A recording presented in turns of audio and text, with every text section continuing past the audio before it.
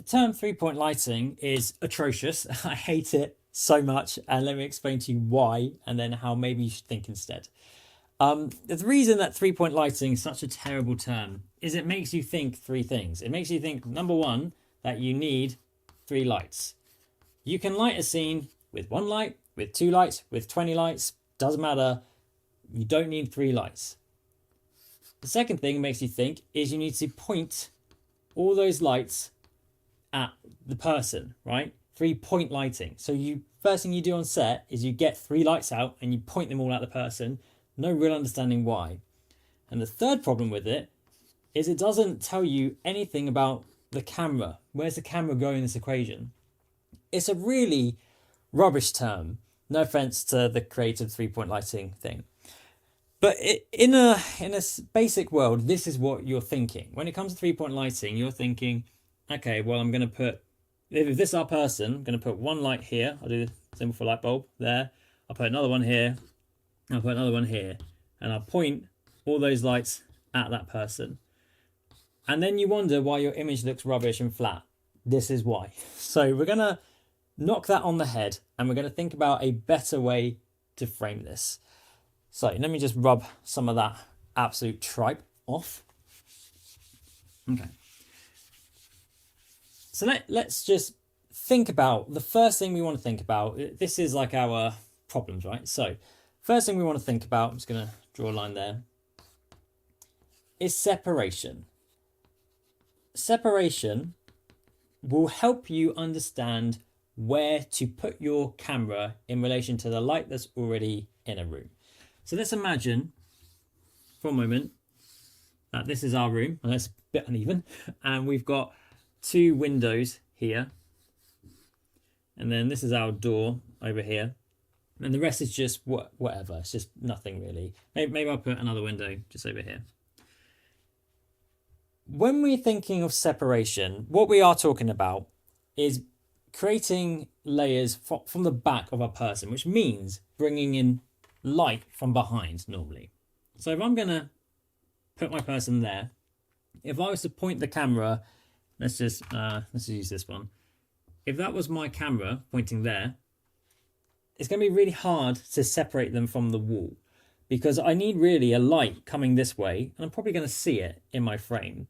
If I light from the front, everything is lit from the same direction, so it's really hard to create separation because all that light is coming in down here like that.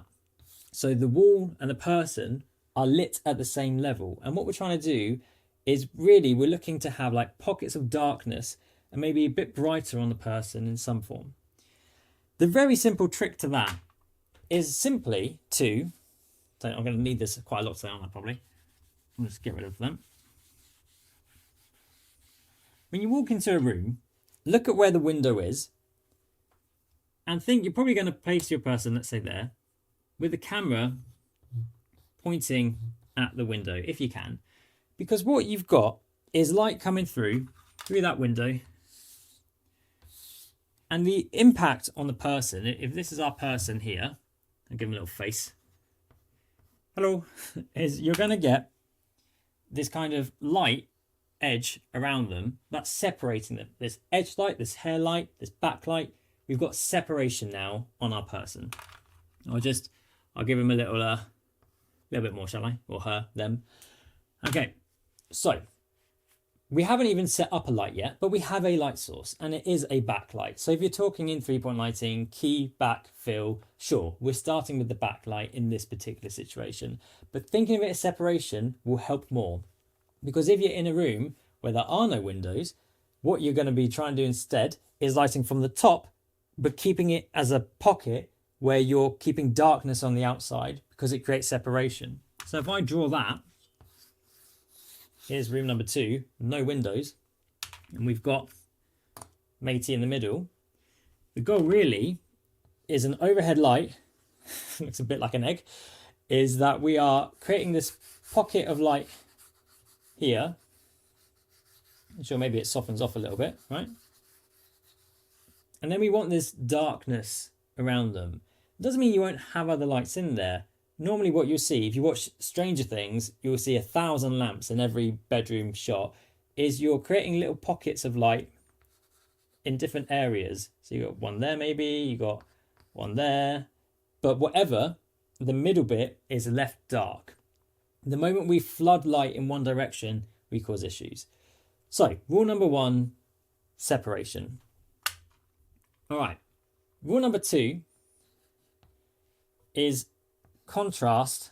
So with separation, you can also think of that as depth. We're trying to create depth through separation. So rule number 2 is contrast plus shape, I would say. Again, the other problem with 3-point lighting is it encourages you to think that everything needs to be lit the same level of brightness on a person. What we're looking for in cinema is we're looking for a bright side of the face and a dark side of the face. And that bright side of the face is almost always, not 100% always, but very, very often, little cheat code, is on the opposite side to the camera. So the camera's pointing up there. We are filming on the shadow side. So now we're beginning to think about where is the camera in relation to our next light source. If light is coming from the same side as the camera, that's why everything will look flat. Lighting from that side, the far side, and we're filming on the short side, the shadow side, the dark side, we're going to immediately create contrast and shape, which is going to create separation and depth. We're building on ourselves. So in this situation, okay, right now it's a silhouette. I've got no other light other than from directly behind. So for this light, and yeah, you might be thinking, oh, it's similar to 3-point lighting. Just bear with me for a minute. You stick another light source up here, and you're pointing it that way. The key thing, right, is that we're beginning to understand there's a relationship between the person, the camera, and the key light. As long as we're having that backlight, wherever this moves, those 3 things need to move in tandem. So if the light comes this way, the camera maybe will need to move that way. We're trying to avoid a situation where things look really flat and boring. And this is where 3-point lighting is really gonna come and go. Is we want to, because what you're told in 3-point lighting is put another light over here, put in your fill light. I struggle to think of a time I've used to fill light in a true sense of I put a light there. What I have maybe done instead of a light, is you might have a bit of bounce there, just a little bit, just to, if you don't want it super contrasty, if you want to control that contrast, it's all about control. If you want to control that contrast, then maybe you bounce it with some 5-in-1 reflector. But very, very often, you not only are you not doing that, you're actually, what you are naturally getting coming off these walls is a bit of bounce light coming back. And you maybe don't want that. This is another reason filming in white rooms is a terrible idea. You film in a darker room, you'll get less of that bounce back. White rooms are horrible. They kick light back all over the place. So what we do instead is we bring in a big piece of black card it's called neg fill, or like it's called a floppy, or it's something that looks like this. But the whole point of it is to take away fill, negative fill, neg fill. You are creeping that in to increase the contrast. So not only am I not doing 3-point lighting, I'm actively trying to take away that third point of light. Right now, I'm using one light. I have 2 light sources, and I'm very much avoiding that third light. This pattern, this system, is what's going to help make things look better. And even within that, when I'm talking about 3-point lighting, it's telling you to point everything at the person. In this situation, it might be that you're shaping the light in the sense of, not only have you got a neg here, maybe just block off this whole window. So you're creating contrast on this side. Or you've got a whole piece of black material against this white wall. You are shaping that light contrast as much as you can. Within a space like this, the way that we are trying to do that, this is a top light. If you imagine a top light, if you imagine like a China ball lantern on in your bedroom, maybe looks a little bit like that. the key to making this work is you are using something called a skirt, right? You are having a piece of material, like a piece of black material, that is cutting off that top half so that light isn't bouncing back up or all over. That light you've got coming down is really kind of only come in down like that. So we have separation and depth, we have some contrast, and we have shape. And we're creating these layers, these pockets of light, right? So pocket of light, pocket of light, pocket of light. In this situation, we're trying to keep more like channels of light here, like channel of light, channel of light, channel of light. The final step within this is all about, you might hear it called, I should have done that. Yeah, I'll put it here. About the quality of light. And what we're talking about is it hard or is it soft? And this is where we use techniques like diffusion and bounce. So actually, if I just swivel the camera this way for a minute, it's a bit hard to see, it's a bit blown over, but what I've got, so I've got some diffusion here on the light, then I've got another piece of diffusion here, just to soften that light on my face. So that's soft light. And then, well, I guess like there, that's a hard light, right? This light over here is quite a hard source. So it's giving me that back edge light and it's quite hard. And the general principle, this is not 100% true in the sense that it's up to you. It's choice and it's flavor. And I would say that commercial world especially, but everything has moved a bit too soft nowadays. Go back in time, loads and loads of films were hard lit. So harsh shadows on the face. Nowadays, everything's super soft.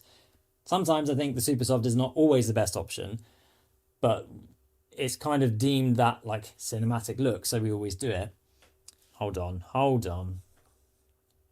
right. So but as a general principle, if you think about it like your backlight is often hard, not always, but often, and your key light is often soft, then that will start to create the look that you're probably expecting. If you want a soft light here, the simple thing is just add what I've got there, some shears. So can't remember if it's 2 E's or EA, but shears, some little kind of translucent curtains, and that will just soften the light naturally. If you don't have diffusion, you just bounce it off something white. Bounce light softens. Because the way light works is, sure, it's going out, then once it bounces, it's beginning to spread a little bit. Or if you're going through some diffusion, it's spreading again. That's the simple key to avoiding 3-point lighting. I say simple, but if you can start to understand, especially this relationship, this triangle, in that you have your person, then wherever you put your camera, if you know that you want to shoot on the shadow side, you need your light source to work like that triangle there. You're in a good place. And then you're just adding that backlight wherever you can, however you can, and then you're controlling the bounce. You're not adding a fill light all the time. In many situations, you don't even need that. Just to finish off by explaining to you how I've lit something with like 8 lights and the same principle applies. If I just, I'm going to rub this off now. So here we go. Sorry, buddy, you're gone. In fact, let's just get rid of all of that. Good enough. Okay.